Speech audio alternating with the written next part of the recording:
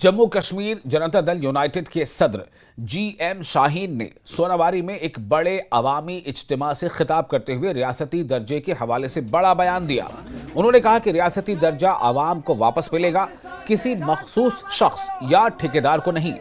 उन्होंने हुकूमत पर तनकीद करते हुए कहा कि खित्ते में बुनियादी सहूलियात का फुकदान है, खास तौर पर पीने के पानी की किल्लत लोगों के लिए एक बड़ा मसला बनी हुई है। इस मौके पर उन्होंने लेफ्टिनेंट गवर्नर मनोज सिन्हा से कानकुनी के मजदूरों के मसाइल हल करने और उन्हें मुनासिब रिलीफ फराहम करने की अपील भी की। उमर अब्दुल्ला पर सख्त तनकीद करते हुए GM शाहीन ने कहा कि मरकज किसी फर्द को रियासती दर्जा देने का ठेकेदार नहीं बना सकता, बल्कि ये अवाम का हक है और उन्हें ही वापस दिया जाएगा।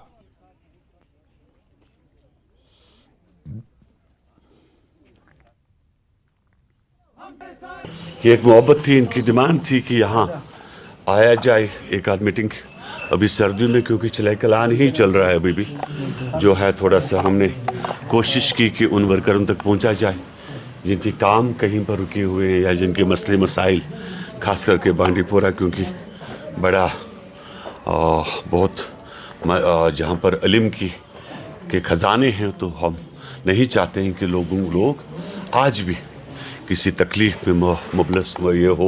अरे एनसी वालों के पेट में दर्द है तो होने दो, आई डोंट बॉदर। नहीं, जम्मू कश्मीर कोई सफ़र नहीं कर रहा है। गवर्नमेंट ऑफ इंडिया बैठी हुई है, हम लोग देख रहे हैं, सरकार देख रहे हैं, तो मैं तो बिल्कुल इस हक में नहीं हूँ। मेरी पार्टी होनी भी नहीं चाहिए। अगर कोई होता है तो हम लोग अपोज करेंगे। मैं दिल्ली में अपोज करूँगा, वी डोंट बॉदर। सरकार गिरती हो तो गिरने दो, we didn't bother for that. But why should Umar Abdullah? Who is he?